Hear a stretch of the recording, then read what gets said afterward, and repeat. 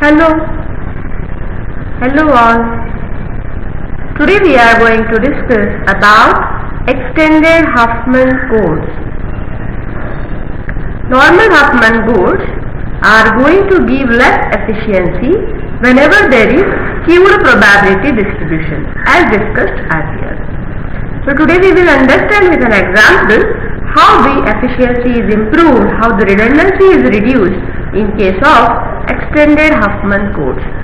What do you mean by skewed probability distribution?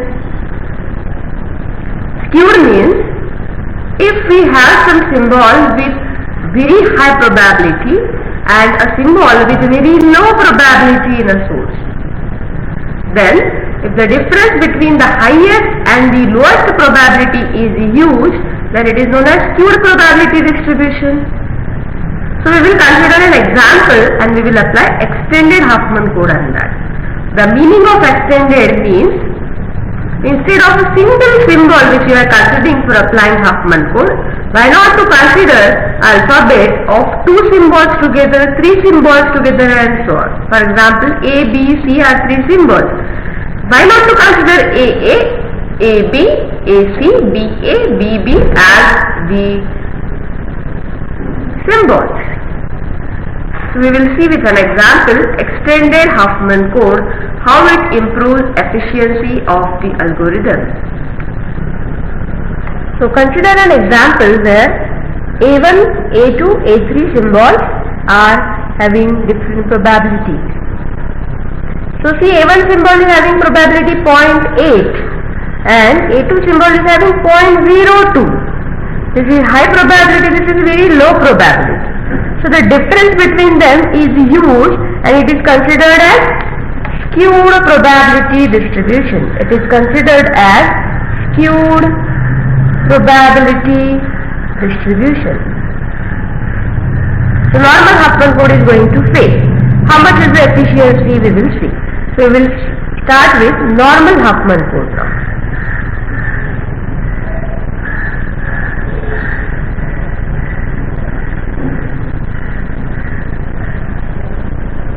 So as per the rule, arrange all the symbols in the descending order of their probability. So 0.8, 0.18 and 0.02. So this is symbol A1, this is symbol A3 and this is symbol A2. So how to do it? First of all, we have to add the least two probabilities.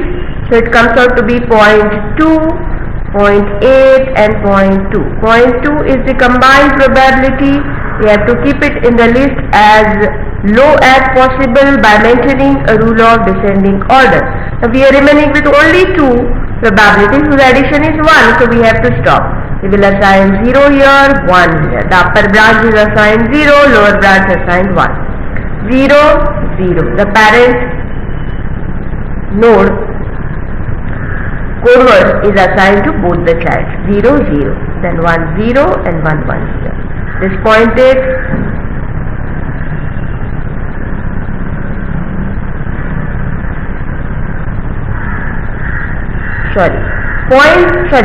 Point 2 is the combined probability. So this code word comes out to be 1, 0 and 1, 1. 1 is the parent node code word. 1. So 1 is assigned to both the childs. 1 is 0, 1 is 1. This pointed is as it is 0. So the final code words which we are getting are 0, 1, 0 and 1, 1. For symbol A1, for A3 and for A2. Using normal Huffman code. So if we calculate entropy value, entropy comes out to be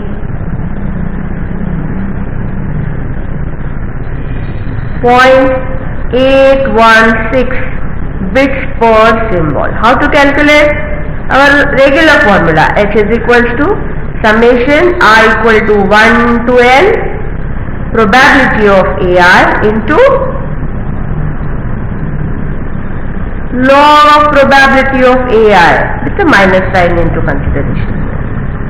So you will get the answer 0.816. If we calculate the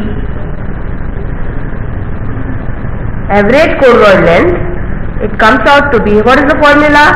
Summation I equals to 1 to capital N, probability of AI into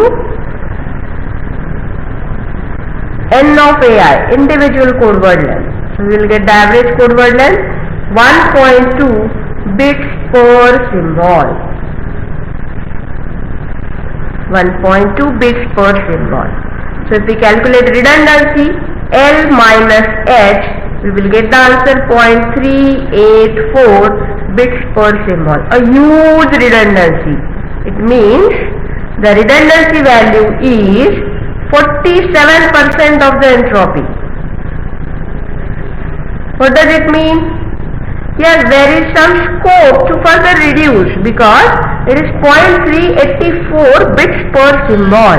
Redundancy is huge. So this is not a good solution. So calculate the efficiency. H is equals to N is eta is equals to H upon L. And check out the answer what it comes out to be. So if you see that there is lot of redundancy in this case. So normal Huffman code is not suitable.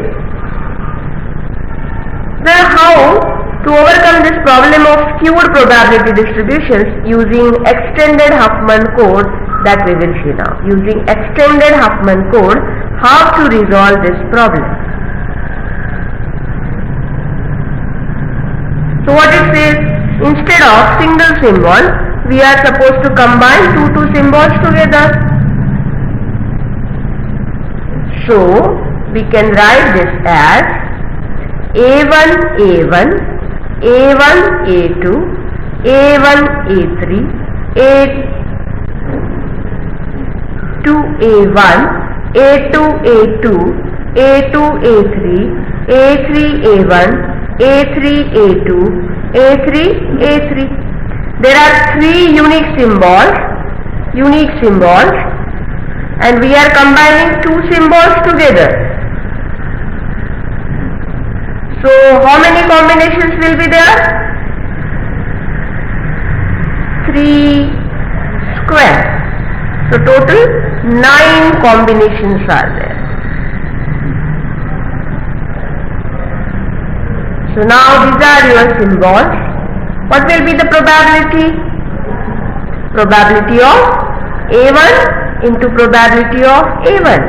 Probability of A1 into probability of A2. Probability of A1 into probability of A3, and so on. Since these are independent events, we can say the combined probability is equal to multiplication of their individual probabilities. So do those multiplications and get the answer. Now the normal procedure we have to apply, which is arranging all the probabilities in the descending order, combining these two probabilities.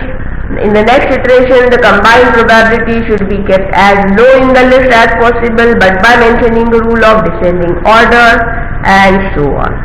So a normal Huffman code applied on this probability distribution. So after applying this whole code, we will get the answers.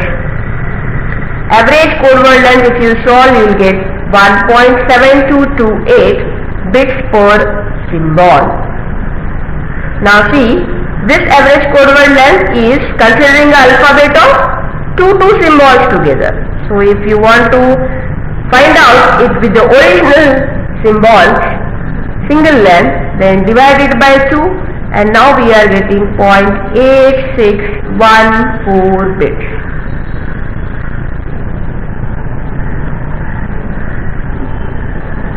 If we calculate redundancy, it comes out to be 0.045 bits per symbol. So we can say this is 5.5% of the entropy value, which is good. Redundancy is very, very less than the previous one. Here it's coming 0.045 bits per symbol. So now understand, in the previous case we have seen with normal Huffman code the redundancy is 0.384. If you calculate efficiency, it comes out to be around 68%, which is very, very poor. Now after applying extended Huffman code, we are getting redundancy 0.045. Calculate the efficiency and see whether it has been improved or not. So this is about extended Huffman code. So this example gives a very good idea about how extended Huffman codes are useful in skewed probability distribution conditions over normal Huffman codes. But there is a drawback of extended Huffman codes also. What is the drawback? To get better efficiency, what we are losing here is the dictionary size. When there are 3 unique symbols and we are combined 2 symbols together, we got alphabet size 3 to the power 2. So 9 combinations we have got. In practical situations, if we apply it, it may happen to increase in the dictionary size beyond a certain limit. Lot of iterations, lot of dictionaries elements are available. So computational complexity is increasing. So many computations are required.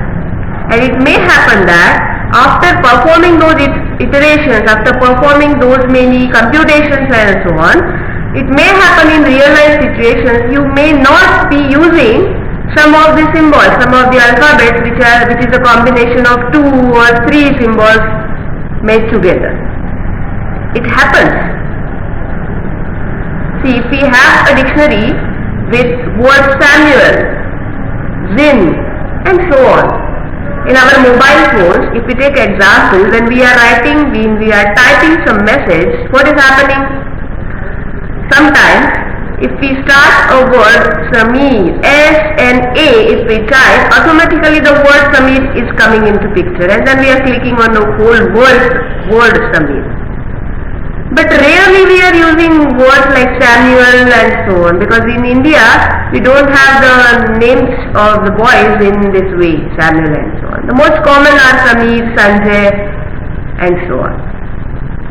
So it may happen, that is known as a zero frequency problem, that the dictionary which you have created, the alphabet, you have done a lot of computations using extended Huffman code to improve the efficiency, but while sending the data you are not using it actually.